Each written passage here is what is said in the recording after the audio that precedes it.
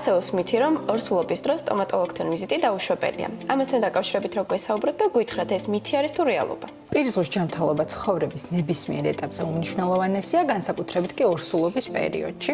პირისგვის არსებული არადამაკმაყოფილებელი მდგომარეობა ნეგატიურ ზეგავლენას ახდენს როგორც დედის, ასევე ნაყოფის ჯანმრთელობაზე.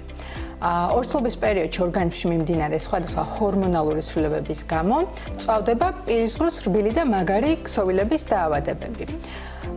თუ კი მომავალ დედას ბოლო 6 თვის განმავლობაში არ ქონია გეგმიური ვიზიტი თავის სტომატოლოგთან, უმჯობესი არის მივიდეს სპეციალისტთან, გაიაროს კონსულტაცია და ჩაიტაროს პროფესიონალური წმენდა. როდის არის ყველაზე ხელსაყრელი პერიოდი იმისთვის, რომ ჩავიტაროთ სტომატოლოგიური манипуляცია? გეგმიური სტომატოლოგიური მკურნალობის ჩასატარებლად ორსულობის პერიოდში ყველაზე ხელსაყრელი არის მეორე ტრიმესტრი. თუმცა თუ ჩივილები აღინიშნება პაციენტს, ამ შემთხვევაში შეგვიძლია სტომატოლოგიური მკურნალობა მოხდეს როგორც პირველ, ასევე მესამე ტრიმესტრში. ორსულობის დროს თუ კეთდება ანესთეზია? რა თქმა უნდა, მტკივნეული პროცედურების ჩატარება ორსულობის პერიოდშიც ხდება ანესთეზიის ქვეშ, თანამედროვე საანესთეზიო საშუალებების დახმარებით აბსოლუტურად ყველა манипуляცია სტომატოლოგის სავარძელში უსაფრთხო და უმტკივნეულოა.